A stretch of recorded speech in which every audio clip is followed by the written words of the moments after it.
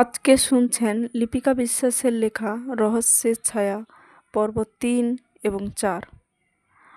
লিপিকা বিশ্বাসের লেখা আরও যদি কিছু গল্প তোমরা পড়তে চাও তো প্রতিলিপির মাধ্যমে তোমরা দেখতে পারো। অনেক বেলা হয়ে গেছে, এখনও শুয়ে আছিস? শরীর খারাপ নাকি? নেহা জিজ্ঞাসা করল। না রে, মনটা খুব খারাপ লাগছে, ধীরে উত্তর দিল সীমা। কেন, বাড়ির কথা ভাবছিস? হ্যাঁ, বন্ধ হয়ে গিয়েছিল। দেখ তো এখন চার্জ হয়েছে কিনা। নেহা ফোনটা হাতে নিয়ে তাকালো। ফুল চার্জ হয়েছে, চালু করছি বলেই সে চাপা গলায় বলল, তোর তো মা ভাই বোন সব আছে, আমার তো কেউ নেই। মামা একটু দয়া করে পড়ার খরচ দেয় বটে, কিন্তু কখনো একটা খোঁজও নেয় না। মামার বাড়ির লোকেদের কাছে আমি যেন বাড়তি কেউ। সে একটা দীর্ঘশ্বাস ফেলল। ঠিক তখনই ফোনটা চালু হয়েই বাজতে শুরু করলো। নেহা বলল, তোর জিতুদার ফোন। সীমা তড়িঘড়ি ফোনটা হাতে নিয়ে বলল, হ্যালো দাদা, কেমন আছো? ওপাশ থেকে ভারী গলায় জবাব এলো, তুই তাড়াতাড়ি বাড়ি আয়। সীমার বুক কেঁপে উঠল, গলা শুকিয়ে গেল তার। মা, নয়না, অমিত ওরা সবাই ঠিক আছে তো? জিতু সীমার জেঠুর ছেলে। সে বাজারের কাছাকাছি গ্রামের বাইরে জায়গা কিনে সপরিবারে একটা বাড়ি নিয়ে থাকে। জিতু একটু চুপ থেকে বলল, না তুই চলে আয়। সীমার হাত ঠান্ডা হয়ে গেল। নেহাও পাশে উদ্বিগ্ন হয়ে উঠল। কে নিখোঁজ হয়েছে? সীমা তাড়াহুড়ো করে জানতে চাইল। পরে শুনিস, আগে আয়, সংক্ষেপে বলল জিতু। সীমা কেঁদে ফেলল, গলায় কান্না চেপে বলল, বলো না দাদা, কে নিখোঁজ হয়েছে? জবাব এলো, নয়না। সীমা ফিসফিস করে বলল, বোন? জিতু বলল, তোর মা খুব অসুস্থ হয়ে পড়েছে, যে অবস্থায় আছিস সেইভাবেই রওনা হ। অমিতের ভয়ানক মৃত্যুর খবরটা জানলে সীমা ভেঙে পড়বে। এইভাবে জিতু ইচ্ছে করেই তা চেপে গেল। রাখছি বলে ফোনটা কেটে দিল সে। সীমা কেঁদে উঠল। তার কাঁপা হাতে ধরা ফোনটা ছিটকে পড়ে গেল মেঝেতে। নেহা উদ্বিগ্ন হয়ে জিজ্ঞাসা করলো, কি হয়েছে, কাঁদছিস কেন? সীমার গলার কান্না চেপে বলল, আমার বোন নিখোঁজ আর মা খুব অসুস্থ। সে কি বিস্ময়ে বলল নেহা। সীমা দ্রুত ব্যাগ গোছাতে শুরু করলো। নেহা এগিয়ে এসে বলল, আমিও যাব তোর সাথে। নেহা ও সীমা দুজনেই 21 বছরের তরুণী, ঘনিষ্ঠ বন্ধু, একসঙ্গে পড়াশোনা করে, এক হোস্টেলে থাকেন, একে অপরের সুখ দুঃখের সাথী। নেহা লম্বা, স্লিম গড়ানো, ফর্সা ও আকর্ষণীয় চেহারার মেয়ে, স্বভাবেও চটপটে ও আত্মবিশ্বাসী। সীমা একটু স্থূল গড়নের, গায়ের রং শ্যামলা, উচ্চতা মাঝারি, তবে খুবই সোজাসাপটা, নির্ভরযোগ্য ও মিষ্টি স্বভাবের। দুজনে তাড়াতাড়ি তৈরি হয়ে হোস্টেলের ওয়ার্ডানকে ঘটনা জানালো, তারপর ব্যাগ নিয়ে বেরিয়ে এলো। তারা অটো ধরে পৌঁছালো দমদম স্টেশনে। সেখান থেকে ট্রেনে উঠল। ট্রেনে বেশ ভিড়, কোনো সিট খালি নেই। নেহা আর সীমা ভেতরে ঢুকে একটা সিটের কাছে দাঁড়ালো। সীমার চোখে মুখে দুশ্চিন্তার ছাপ, বোনের চিন্তায় মন ভারাক্রান্ত। পাশে দাঁড়িয়ে নেহা কাঁধে হাত রেখে শান্ত স্বরে বলল, চিন্তা করিস না, তোর বোনকে ঠিক খুঁজে পাওয়া যাবে। বলে সে ব্যাগ থেকে জলের বোতল বের করে দিতে গেল সীমাকে। ঠিক সেই মুহূর্তে ট্রেনে একটা ঝাঁকুনি খেয়ে উঠল, আর নেহার হাত থেকে বোতলটা পড়ে গেল মাটিতে। ভিড় ঠেলে একজন লম্বা চওড়া যুবক এগিয়ে এলো। মুখে কালো মাস্ক, চোখে সানগ্লাস, মাথায় টুপি, পরনে ইনকরা শার্ট প্যান্ট, পিঠে ঝোলানো ব্যাগ। তাকে দেখে মনে হলো কোনো ভালো চাকরি বা কাজ করে। সে নিচু হয়ে বোতলটা তুলতে গেল। তার শার্টের কাঁধ একটু সরে গেল, আর ঠিক সেই ফাঁক দিয়ে নেহার চোখে পড়ল এক অদ্ভুত দাগ। যুবকটি বোতলটা তুলে নেহার দিকে এগিয়ে ধীর কণ্ঠে বলল, ধরুন। বোতলটা হাতে নিয়ে নেহা বলল, ধন্যবাদ। ওকে, বলে যুবকটি তাদের কাছাকাছি এক জায়গায় দাঁড়ালো। কিছুক্ষণ পর নেহা আর সীমা সিট পেয়ে বসে পড়ল। কিছু পরে যুবকটিও একটি কোণের সিটে গিয়ে বসল। একাধিক স্টেশন পার হয়ে যাওয়ার পর হঠাৎ নেহার চোখ পড়ল সেই যুবকটির দিকে।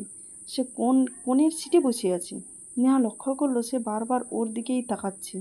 তাতে নেহা একটু অসুস্থ অনুভব করলো। এক সময় তাদের পাশের একজন যাত্রী নেমে গেল। তারা জায়গা বদল করে সরে বসলো। এখন যুবকটি আর তাদের দৃষ্টিসীমায় নেই। ট্রেন গোবরডাঙ্গা স্টেশনে পৌঁছাতেই নেহা আর সীমা নেমে পড়ল। সেখান থেকে অটো ধরে নামলো আমডাঙ্গায়। তারপর প্রায় 10 মিনিট হেঁটে পৌঁছালো হরিশপুর গ্রামে। গ্রামে পা রাখতেই যেন সময় থমকে গেল। চারপাশে এক অদ্ভুত গা ছমছমে স্তব্ধতা। বাতাস যেন নিঃশব্দে কাঁপছে। পথ ঘাটে মানুষ নেই বললেই চলে। যে দু একজনের চোখে পড়ছে তাদের মুখে মৃত্যু চাপা আতঙ্ক। কারো মুখে কথা নেই, চোখে শূন্য দৃষ্টি। নেহা আর সীমা জোর পায়ে হাঁটতে লাগলো বাড়ির দিকে। রাস্তার পাশে একটা পুরনো গাছ, যার ডালগুলো অনেকটা নিচু হয়ে রাস্তার উপর ঝুলে আছে। তারা সেই ডালের নিচ দিয়ে যাচ্ছে, হঠাৎ উপর থেকে কোনো একটা ভারী জিনিস এসে পড়লো তাদের সামনে। ধপ করে একটা আওয়াজ হলো। দুজনেই চমকে উঠে পিছন দিকে সরে গেল। তারা দেখলো পায়ের কাছে পড়ে আছে সাদা কাপড়ের লাল ফুল ছাপা ফ্রক পরা একটি পুতুল। কিন্তু পুতুলটার মাথা নেই, গলার কাছে লালচে দাগ, যেন টাটকা রক্ত জমাট বেঁধে আছে। সীমার হাওয়ার দম বন্ধ হয়ে আসার মতো চমকে উঠল। তার কণ্ঠ কাঁপছে, চোখে অশ্রু সজল। সে ফিসফিস করে বলল, এটা এটা তো আমার ছোটবেলার পুতুল। এই পোশাকটা তো মা নিজের হাতে সেলাই করেছিল। এটা এখানে কি করে এলো? এর গলায় রক্ত কেন? মাথাটা কোথায়? হঠাৎ উপর থেকে একটা অদ্ভুত চাপার শব্দ ভেসে এলো। তারা গাছের দিকে তাকালো।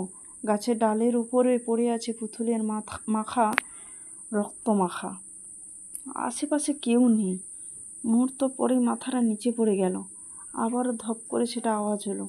পুতুলের মাথার চারপাশ রক্ত ভেসে যাচ্ছে। সীমার পা কাঁপতে লাগলো। সে কাঁপায় গলায় বলল, ভূত। নেহা সাহসী, ও সে দৃঢ় গলায় বলল, কারো কাজ এটা, ভয় দেখানোর চেষ্টা। চল আগে বাড়ি যাই। সীমা ফিসফিস করে বলল, আমার পুতুল। সে পুতুলটা তুলতে এগিয়ে যেতেই নেহা তার হাত ধরে আটকে দিল। না, এখন নয়, আগে বাড়ি চল। তারা জোর পায়ে বাড়ির দিকে হাঁটল। সুবর্ণা ঘরে বসে অঝরে কাঁদছে। তাকে ঘিরে আছে গ্রামের কিছু মহিলা ও আত্মীয় স্বজনেরা। ঘরের পরিবেশ ভারী হয়ে উঠছে কান্নার শব্দে। সীমা ঘরে ঢুকে ব্যাগটা একপাশে রেখে তাড়াতাড়ি মায়ের কাছে গেল। তাকে দেখে চিৎকার করে কেঁদে উঠল সুবর্ণা। তোর ভাই আর নেই রে মা। কথাটা শুনে যেন সীমা আকাশ থেকে পড়ল। তার চোখে মুখে অবিশ্বাসের ছায়া। এক মহিলা তাকে ধীরে ধীরে সব কথা খুলে বলল। সীমা ফুঁপিয়ে উঠল। তারপর মায়ের গলায় ঝাঁপিয়ে পড়ে কাঁদতে লাগলো। পাশে দাঁড়িয়ে থাকা নেহার চোখেও জল নেমে এলো। হঠাৎ কান্নার মধ্যেই সুবর্ণা জ্ঞান হারালো। শরীরটা ঢলে পড়ল পাশে। সীমা কাঁদতে কাঁদতে বলল, মা চোখ খোলো। নেহা উদ্বিগ্ন গলায় বলল, কাকিমাকে এখনই হাসপাতালে নিয়ে চলুন। কিন্তু তার কথায় কেউ কান দিল না। এক ব্যক্তি তাড়াতাড়ি ছুটে গিয়ে গ্রামের মোড়লকে ডেকে আনলো। মোড়ল ব্যস্ত হয়ে বললেন, জল দাও। এক মহিলা গ্লাস করে জল এগিয়ে দিলেন। মোড়লের হাতে কিছুটা জল নিয়ে বিড়বিড় করে মন্ত্র পড়তে শুরু করলেন। নেহা একটু বিরক্ত হয়ে বলল, এইসব মন্ত্রতন্ত্রে কিচ্ছু হবে না। সময় নষ্ট না করে তাড়াতাড়ি ডাক্তারের কাছে নিয়ে চলুন। মোড়ল একবার তাকালেন নেহার দিকে, কিন্তু কিছু না বলে আবার মন্ত্রপাঠ শুরু করলেন। কিছুক্ষণ পর মন্ত্র শেষ করে তিনি হাতের জলটা ছিটিয়ে দিলেন সুবর্ণার মুখে, গায়ে, মাথায়। ধীরে ধীরে সুবর্ণা চোখ খুলল। ঘরে উপস্থিত সবাই মোড়লের প্রশংসায় মুখর হয়ে উঠল। ঘটনাটা দেখে নেহা একটু অবাক হয়ে গেল, কিন্তু সে মন থেকে বিশ্বাস করতে পারল না যে মন্ত্রপুত জলের কারণে কাকিমার জ্ঞান ফিরেছে। তার মনে হলো এমনিতেই জ্ঞান ফিরেছে। চোখ রাখলো তারপর বেলার দিকে, ফিরে বলল, বৌদি শোনো। বেলা এগিয়ে এলো। যুবক নিচু স্বরে বলল, এখনই অমিতের দেহ এসে পৌঁছাবে। বেশিক্ষণ বাড়িতে রাখা যাবে না, সন্ধ্যার আগেই দাহ করতে হবে। এই কথা বলে সে ঘর থেকে বেরিয়ে গেল। সীমা এই কথা শুনিয়ে নিজেকে আর সামলে রাখতে পারল না। হঠাৎ করেই হাউমাউ করে কেঁদে উঠল। নেহা তার পাশে সরে গিয়ে পিঠে হাত রেখে শান্ত করার চেষ্টা করলো। কাঁদিস না সীমা, তুই কাঁদলে কাকিমা আরও ভেঙে যাবে। কিছুক্ষণ পর অমিতের দেহ এসে পৌঁছালো। ঘরে এক মুহূর্তের কান্নার রোল উঠল। সুবর্ণা, সীমা আর বেলা ভেঙে পড়ল বুক ফাটা শোকে। আত্মীয় স্বজন আর গ্রামবাসীদের চোখেও জল। গ্রামের মধ্যেই ছোট্ট একটা শ্মশান। গ্রাম্য রীতি মেনে সন্ধ্যার আগে দেহকার্য শেষ করতে হয়। কয়েকজন গ্রামবাসীর সঙ্গে জিতু, নেহা আর সীমা অমিতের দেহ নিয়ে রওনা দিল শ্মশানের উদ্দেশ্যে। গ্রামে শোকের ছায়া নেমে এসেছে। বিষণ্ণতা আর আতঙ্কে একে একে সবাই নিজ নিজ ঘরে ফিরে যেতে থাকলো। সীমাদের পাশের বাড়িটাই জিতুদের, তবে তারা এখানে মাঝে মাঝে আসে, কয়েকদিন থেকে আবার ফিরে যায়।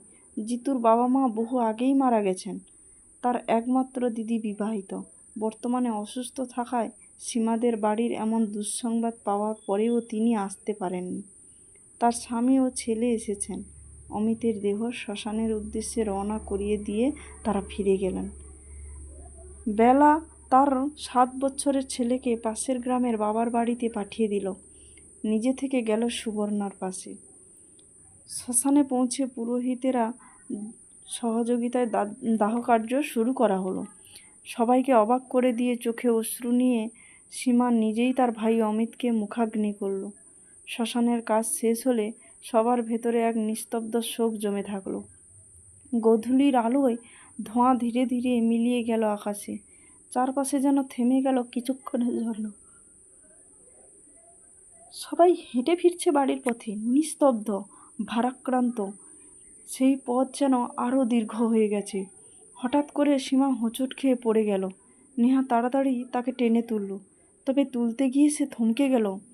সীমার চেহারায় এক অদ্ভুত পরিবর্তন লক্ষ্য করল সে। সীমার চোখ দুটো লাল টকটকে, অস্বাভাবিক বড় আর স্থির। চোখের সাদা অংশ যেন ভয়াবহভাবে বেশি দেখা যাচ্ছে। সেই চোখ দুটো এক ধরনের জ্বলজ্বলে, অথচ মৃত্যুপ্রায় শূন্যহীন চাহনি ছড়িয়ে দিচ্ছে। সীমার মুখটা কেমন বিকৃতি হয়ে উঠেছে, ঠোঁট কাঁপছে, মুখ বেঁকেছে, মাথাটা ধীরে ধীরে অন্যদিকে ঘুরে যাচ্ছে অস্বাভাবিকভাবে। নেহার চোখে জল এলো।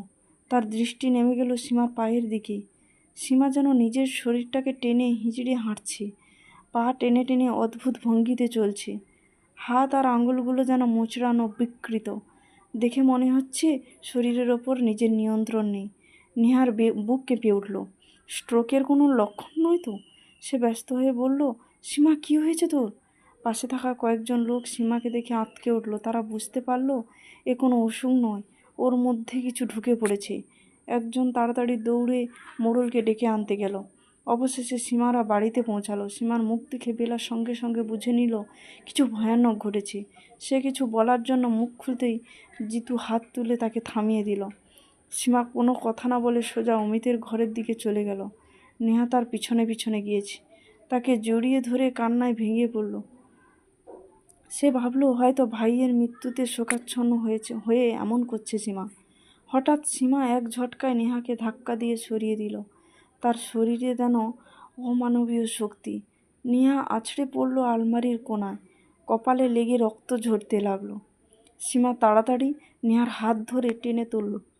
তারপর হঠাৎ এক ভয়ঙ্কর হাসি হেসে উঠল, এক অদ্ভুত বিকৃত শীতল হাসি, যেটা নেহা কখনো সীমার মুখে দেখেনি। পর মুহূর্তে সীমা নেহার কপাল থেকে ঝরতে থাকা রক্ত হাত দিয়ে মুছে নিয়ে নিজের জিভে লাগিয়ে চেটে খেল। আতঙ্কে নেহা জমে গেল। ঘরের দরজা বাইরে দাঁড়িয়ে থাকা জিতু আর বেলা মুখ বাড়িয়ে এই দৃশ্য দেখে স্তম্ভিত হয়ে গেল। নেহা ফিসফিস করে বলল, এ কি করছিস সীমা? সীমা এবার গম্ভীর কর্কশ গলায় বলল, খুব সুন্দর লাগছে খেতে, তুই খাবি?